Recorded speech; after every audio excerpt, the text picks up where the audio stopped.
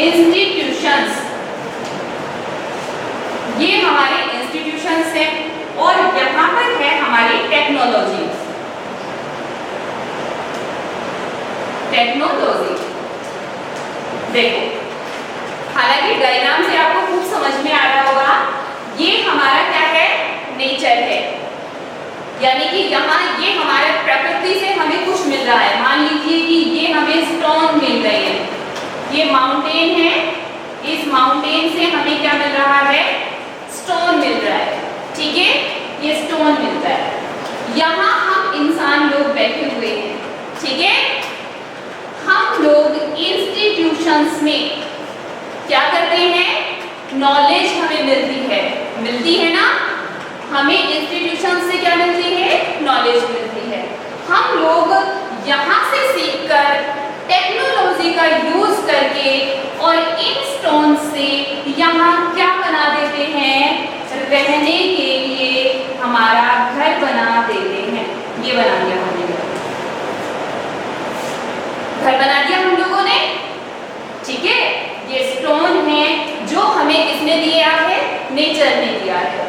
हम human beings इन institutions का use करके, आज आप लोग बैठ करके स्टडी कर रहे हो, ठीक है, कोई डॉक्टर बनने वाला है, कोई इंजीनियर बनने वाला है, कोई एस्ट्रोनॉट बनने वाला है, तो आप लोग अपनी लाइफ में आगे जा करके बहुत अच्छे अच्छे अचीवमेंट्स करने वाले हैं ना।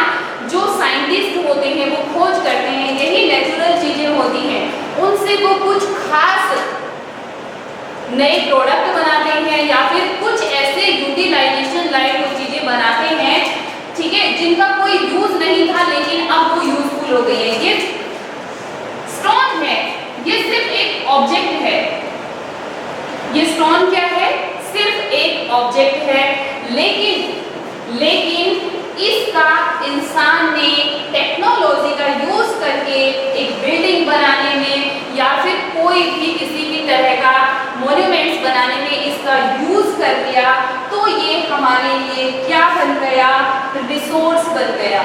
क्या बन गया, ये हमारे लिए रिसोर्स बन गया, ठीक है। देखिए, मैं बुक से ही पढ़ा रही हूँ क्योंकि सिलेबस में स्टार्ट, मैंने आपको पहले भी बोला था सिलेबस स्टार्ट कर रहे हैं। सो देखिए बेटा, everything available in our environment which can be used to satisfy our needs provided it is technologically accessible, economically feasible and culturally acceptable can be termed as resource। हमारे nature में मिलने वाली या हमारे इस एनवायरनमेंट में मिलने वाली वो चीजें जिनसे हमारी नीड कंप्लीट होती है, ठीक है, जो हमारे आसपास में हमें प्रोवाइडेड हो जाती हैं और जो टेक्नोलॉजिकली जिनमें सुधार किया जा सकता है या जिनको अपग्रेड किया जा सकता है और इकोनॉमिकली फिजिबल होती है, यानी कि उनको हम खरीद सकते हैं या उनको हम यूज में ला सकते हैं। भाई किसी भी चीज को यूज करने के लिए हमें उसकी कोई ना कोई कीमत चुकानी होती है, तो उस कीमत को हम चुका सकते हैं, ठीक है। Can be termed as resource, तो वो क्या कहलाती है, रिसोर्स कहलाती है, यानी कि हमारे इस नेचर में मिलने वाली वो हर एक चीज जिसको हम लोगों ने अपनी नीड को कंप्लीट करने के लिए और ज्यादा उसका यूटिलाइजेशन बढ़ाया है या हमने उसको और ज्यादा यूजफुल बनाया। जैसे भाई सन से हमें क्या मिलता है, सन से जो लाइट मिलती है, सन से जो लाइट मिलती है हमेशा मिलती आ रही है, इससे हमें एनर्जी मिलती है। इस एनर्जी को हम लोगों ने इलेक्ट्रिक एनर्जी में कन्वर्ट कर लिया ना, सौर ऊर्जा बना ली हमने, इसको सोलर एनर्जी में कन्वर्ट कर लिया है।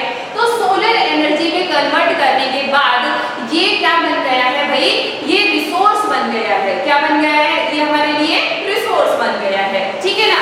इसीलिए जैसे इसी तरह से जैसे विंड है, ठीक है, ब्रीदिंग करने में हमारे काम आती है ना, ब्रीदिंग करते हैं हम लोग, उसका भरपूर यूज होता है, लेकिन आज हमने उसे भी जो है एनर्जी में कन्वर्ट कर लिया है ना।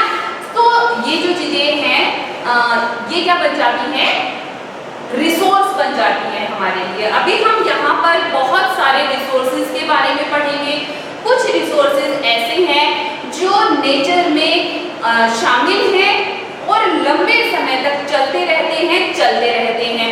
कुछ हैं जिनको हम रिन्यू कर सकते हैं, तो कुछ हैं जो एक बार यूज में आ गए तो उसके बाद उनको रिन्यू नहीं कर सकते हैं। ठीक है, सो अलग अलग रिसोर्सेज के बारे में हम लोग यहाँ स्टडी करेंगे। सो मैं एक चार्ट बनाने वाली हूँ आपके सामने। आप सभी स्टूडेंट भी इस चार्ट को बना लें। यहाँ तक सभी बच्चों को आई होप समझ में आ गया होगा।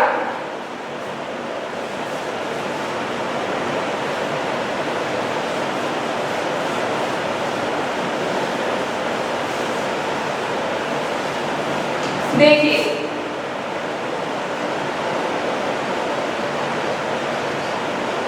रिसोर्सेज जो होते हैं,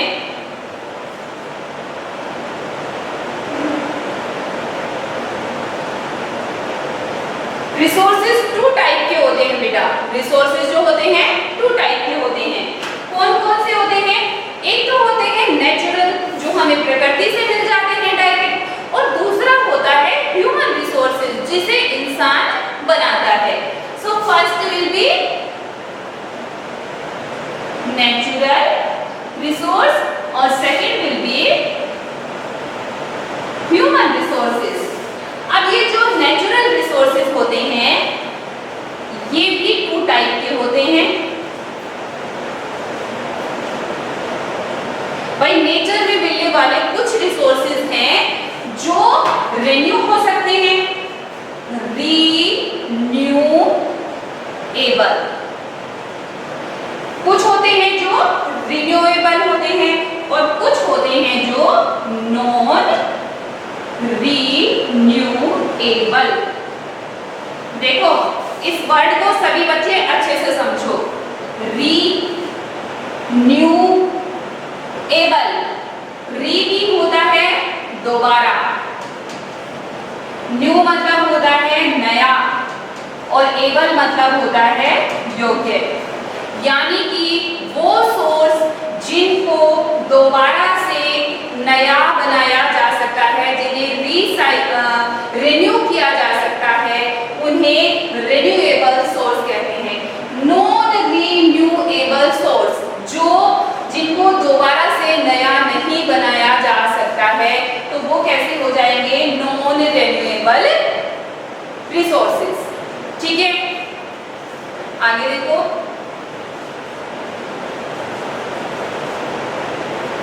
अब ये जो रिन्यूएबल रिसोर्सेज हैं ये भी बेटा टू टाइप के हैं।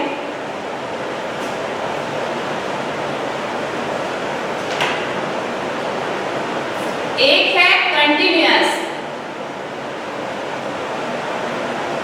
एक होता है कंटिन्यूअस और दूसरा होता है बायोलॉजिकल।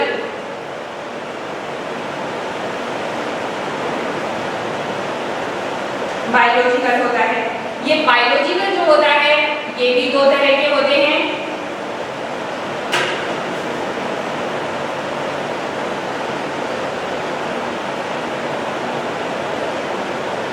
नेचुरल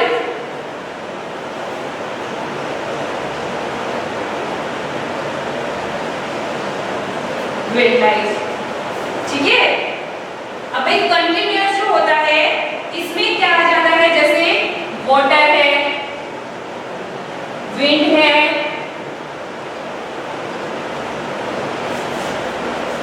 रिन्यूएबल जिसको नया बनाया जा सकता है। ठीक है, जैसे वाटर है, वाटर से, विंड से, सन से, है ना, ये लगातार हम इनका यूज कर सकते हैं। इनसे जो एनर्जी बनाई जा रही है उनका हम रेगुलर यूज कर सकते हैं, क्योंकि ये चीजें कभी खत्म नहीं होती हैं। तो ये कैसे सोर्स हैं? कंटिन्यूअस, लगातार चलते रहते हैं। फिर है बायोलॉजिकल। रिन्यूएबल में ही बायोलॉजिकल सोर्स होते हैं। एक तो होता है जो हमें किससे मिलता है भाई? नेचर से मिलता है। एक तो हमें किससे मिलता है? नेचर से, जैसे पेड़ पौधे हैं, इनसे हमें जो प्रोडक्ट मिलते हैं वो नेचुरल में आ जाते हैं। और वाइल्ड लाइफ में है जो हमें जानवरों से जो प्रोडक्ट मिलते हैं। ठीक है, इनको रेन्यू किया जा सकता है, इनको रेन्यू किया जा सकता है। भाई हमने जो कॉटन के कपड़े पहनते हैं हम लोग, है ना, यहाँ पर आती हूँ मैं, यहाँ पर आती हूँ, नेचुरल पे आती हूँ। हम लोग कॉटन के कपड़े पहनते हैं ना। सो सबसे पहले भाई जो कॉटन है उसको उगाया जाता है ना, उसका थ्रेड तैयार किया जाता है। भाई उसमें क्या है, हमारी टेक्नोलॉजी लगी है कि नहीं, उसमें टेक्नोलॉजी का यूज करते हैं। हमारे पास क्या होता है, आपके आमतौर पर घरों में किसान लोग जो होते हैं खेतों में उगाते हैं, कपास उगाते हैं ना, अरे कॉटन उगाते हैं कि नहीं भाई, उगाते हैं ना, उगाते हैं कि नहीं कॉटन, ये कॉटन है। कॉटन जो है ये रॉ मटेरियल है, ये रॉ मटेरियल है। ऐसा तो नहीं होता कि हम इसको डायरेक्टली पेड़ से तोड़ करके पहन लेते हैं, ऐसा तो नहीं होता है ना। पहले ये जो कॉटन है, ये कॉटन कैसा है, रॉ मटेरियल है, कच्चा है, हम इसको डायरेक्ट यूज नहीं कर सकते हैं। हमें क्या करना पड़ेगा, इसके लिए टेक्नोलॉजी का यानी मशीन का यूज करना पड़ेगा, जो इसको पहले क्या करेगी, क्लीन करेगी।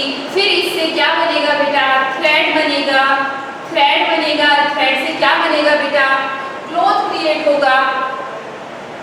और क्लॉथ जब क्रिएट होगा उसके बाद में हमारे जो है बियरिंग्स बनते हैं, यानी कि जो हम पहन रहे हैं वो कपड़े तैयार होते हैं, तब जाकर के हम इसे पहनते हैं। तो भाई ये रिन्यूएबल है कि नहीं, है ना, यानी कि ये पहले इस फॉर्म में था, हमने इसको रीन्यू कर लिया, हमने इसको क्या कर दिया, रीन्यू, यानी कि इसकी इस फॉर्म को चेंज कर करके हमने इसे यूजेबल बना दिया। समझे मेरी बात को? अब ये क्या बन गया भाई, रिसोर्स बन गया हमारे लिए। ठीक है, ऐसे ही वाइल्ड लाइफ, हमें जानवरों से जो चीज मिलती है, आप तो बिल्कुल अपने क्लोज से लेकर के चलो, आपके घर में जो एनिमल है या आपके आसपास में जो एनिमल है उनसे आपको क्या मिलता है, या जंगलों से, जंगल के अंदर जो पेड़ पौधे होते हैं, पेड़ पौधे तो नेचुरल में आ गए, वाइल्ड लाइफ जो है उससे हमें क्या क्या जो है चीजें मिलती है। ठीक है, जानवरों से मिलने वाला चाहे वो दूध ही क्यों ना हो, है ना, या फिर जानवरों की जो स्किन होती है उनसे कुछ मटेरियल बनता हो, तो वो हमें एक अलग फॉर्म में मिलता है डायरेक्ट तो, लेकिन फिर हम अपनी टेक्नोलॉजी का यूज करके उसे क्या बना लेते हैं, अपनी नीड के अकॉर्डिंग हम उसे ढाल लेते हैं, हमें उसकी जैसे रूप में जरूरत होती है हम उसे वैसे यूज करने लग जाते हैं। ठीक है, आई सभी को इतनी बात मेरी समझ में, ये समझ में आ गया यहाँ पर सभी को। अब चलते हैं ह्यूमन रिसोर्सेज की तरफ, यानी कि हमारी तरफ, हम लोग क्या क्या करते हैं और कैसे रिसोर्स हम लोग तैयार कर लेते हैं। तो ह्यूमन रिसोर्सेज में देखिए ह्यूमन रिसोर्स कैसे होते हैं। अच्छा, ये इसका भी एक ही पार्ट कंप्लीट हुआ है, अभी नॉन रिन्यूएबल का एक बार और कंप्लीट करते हैं। ये नॉन रिन्यूएबल का है, मैं इधर लेके आ गई बेटा। ठीक है, देखिए नॉन रिन्यूएबल जो होते हैं इसमें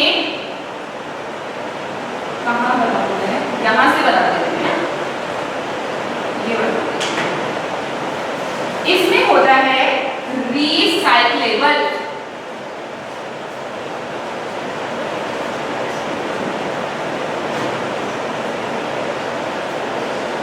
रीसाइक्लेबल लाइक मेटल होकर बताऊंगी आपको, और ये हो गया नॉन रीसाइक्लेबल।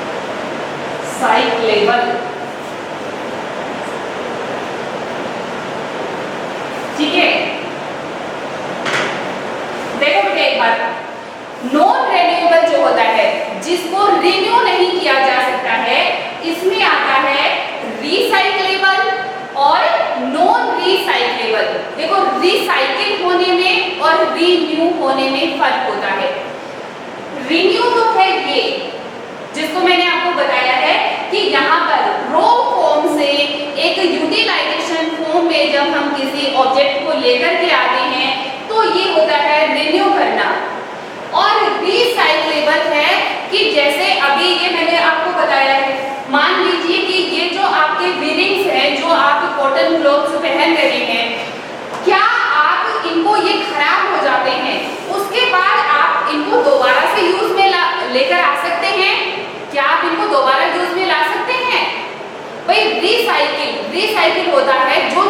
हमारे लिए वेस्ट हो चुकी है एक तरह से, हम उसको दोबारा से यूज में लेकर के आ जाएं, तो वो होता है रिसाइकिल करना।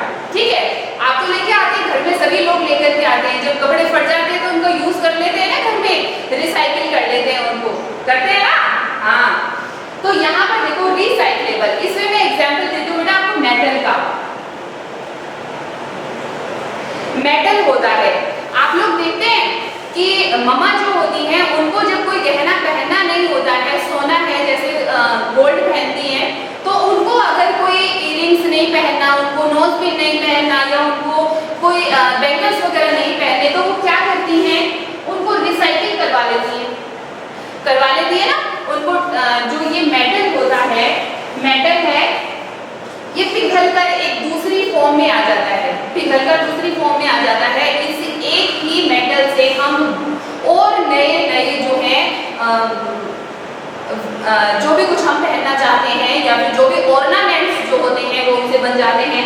मेटल और भी बहुत तरह का मेटल होता है, सिल्वर है, आयरन है ना, इस तरह के जो भी मेटल है वो सभी मेटल जो होते हैं वो रिसाइकिल हो सकते हैं। यानी कि एक बार हमने भाई देखो, पहले तो उनको जमीन से एक रॉ फॉर्म में निकाला जाता है, कोई भी मेटल है उसको रॉ फॉर्म में निकाला जाता है, उसके बाद में उसे रिन्यू किया जाता है। पहले क्या किया जाता है, उसे रिन्यू किया जाता है, उसके बाद में देखा जाता है कि कुछ मेटल जो होते हैं वो रिसाइक्लेबल होते हैं, यानी कि एक बार यूज करने के बाद में हम उनको दोबारा से भी यूज कर सकते हैं। रिसाइकिल, साइकिल मतलब बार बार बार बार बार, साइकिल क्या होता है, ऐसे चक्र होता है।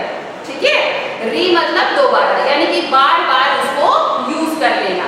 ठीक है, नॉन रिसाइक्लेबल यानी कि जिसको हम बार बार चेंज कर यूज नहीं कर सकते। अब आता है हमारा ह्यूमन रिसोर्सेज।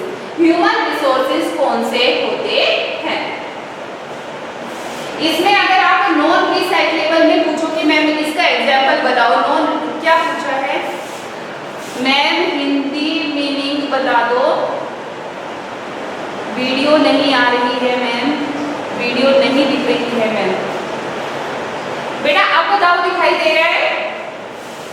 ये जो एक्सेस का पूछा है ना बेटा, एक्सेस मतलब होता है बहुत ज्यादा, किसी भी चीज का एक्सेस में यूज करना, यानी कि बहुत ज्यादा यूज करना। ठीक है, एक्सेसिबल होता है किसी चीज का ज्यादा से ज्यादा। ये वीडियो नहीं दिखने का कोई बता रहा है बच्चा, खुशी शेखावत, बेटा वीडियो नहीं दिख रहा है आपको? साक्षी तेरे को, अगर किसी बच्चे को दिखाई नहीं दे रहा है, सुनाई नहीं दे रहा है, तो बेटा प्लीज बताएं, मैंने ध्यान ही नहीं दिया, काफी देर होगी आपके कमेंट्स पर। आप बताइए अगर किसी को परेशानी है तो। देख रहा है मैम, ठीक है, अब दिख रहा है आपको? ठीक है, हाँ।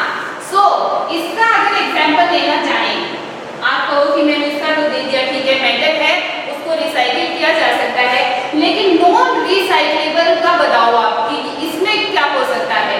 सो बेटा हमें नेचर से ही मिलता है फॉसिल फ्यूल्स।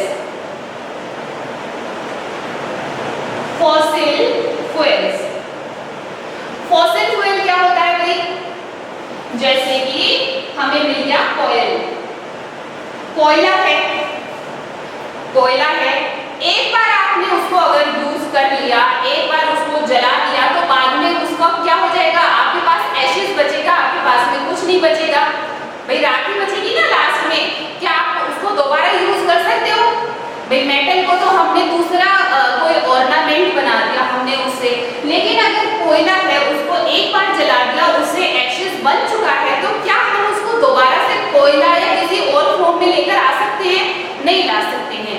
तो ये चीजें जब एक बार खत्म हो जाती है, आपने गाड़ी में डीजल डाला और गाड़ी को चलाया, ठीक है, अब जो डीजल जल गया भाई वो तो चला गया भाई, जो आप गाड़ी को ड्राइव कर रहे हो तो डीजल खर्च होता जा रहा है ना, आप उसको दोबारा यूज कर सकते हो?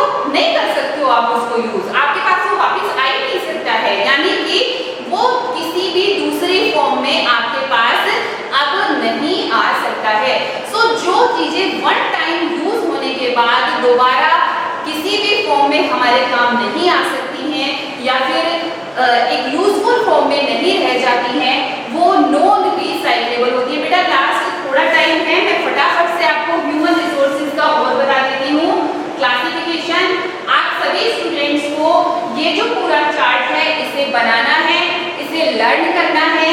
ये आप जो पूरा चैप्टर पढ़ने वाले हैं इसमें ये बहुत ही यूजफुल रहने वाला है, बहुत ही अहम पार्ट है इसका। सो सभी बच्चे इस पूरे क्लासिफिकेशन को अच्छे से लर्न कर लेंगे। तो ह्यूमन रिसोर्सेज को भी 2 पार्ट्स में डिवाइड कर दिया है मैंने यहाँ पर, और इसका फर्स्ट होता है structures.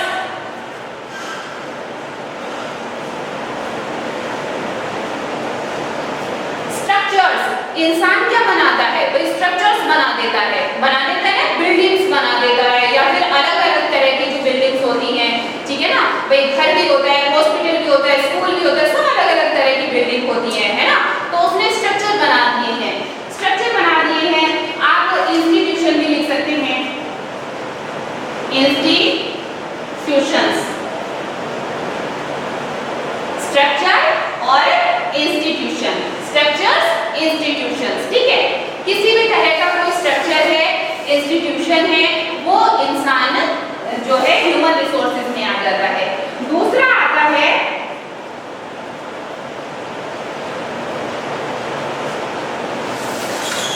Quantity and quality.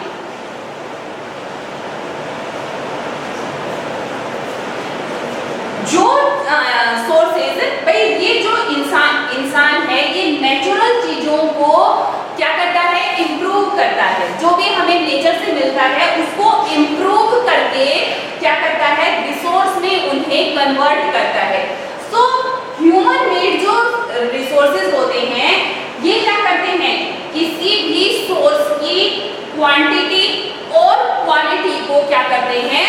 Improve करते हैं। जैसे कि मैंने आपको बताया कि यहाँ पर कॉटन का सिर्फ एक फ्लावर होता है हमारे पास में, रो कॉटन होता है, उसको हमारे पहनने लायक कपड़े बनाने में इंसान ने क्या किया है? इसकी क्वालिटी को क्या कर दिया है भाई? इम्प्रूव कर दिया है। आप ये कॉटन का फ्लावर देखना और फिर अपने कपड़ों को देखना, फिर आप सोचना कि क्या हम ऐसे ही कपड़े पहने हुए? नहीं, उन्होंने उसकी क्वालिटी को बहुत ज्यादा इम्प्रूव कर दिया है। 2-3 मेटल्स को मिला करके और अच्छे प्रोडक्ट्स बनाना, है ना। सो ये क्या हुआ? क्वालिटी इम्प्रूव करना हो गया, ठीक है। और जितनी क्वालिटी इम्प्रूव होती है उतना ही ज्यादा क्वांटिटी में उसका यूज किया जाता है, ठीक है। सो स्टूडेंट्स, आज के लिए इतना ही। आप सभी स्टूडेंट्स, मैं होमवर्क बता रही हूँ आपको। रिसोर्सेज जो है इसका क्लासिफिकेशन मैंने आज आपको बताया है। इस क्लासिफिकेशन को सभी बच्चे अच्छे से अपनी फेयर नोटबुक में मेंशन करें और साथ में ही इसे लर्न करें। एंड सभी बच्चे अपनी अपनी बुक्स परचेज करें। स्कूल में यहाँ पर बुक्स अवेलेबल हैं, ठीक है स्टूडेंट्स। सो एक बार मैं फिर से नाम बोलती हूँ जो बच्चे मेरे साथ के हैं। साक्षी सिंह है, पार्व अग्रवाल है, साहिल कुरैशी है, सिमरन कंवर है, दीप सिंह है, उदित यादव है, अंकित स्वामी, नेहा, अभिषेक, सचिन। ये रेडमी में भाई कौन है? रेडमी अपना नाम डालो। खुशी, कोमल जाट, निशा चौधरी, तानिया, पूनम स्वामी, स्नेहा राजपूत, अमन खटाना, खुशी शेखावत, दिव्यांश, विशाल कुमार गुजर और शुभम है, दक्ष है, प्रांजल है, खुशी शेखावत आ गया, खुशी शेखावत का नाम, ठीक है बेटा। बहुत अच्छा लगा आप सभी बच्चों के साथ में जुड़ करके, और इसी तरह से आप हर क्लास में सभी बच्चे जुड़े रहें। आपके टीचर जो है रेगुलर आपकी क्लासेस लेते रहेंगे। So thank you, bye, have nice day.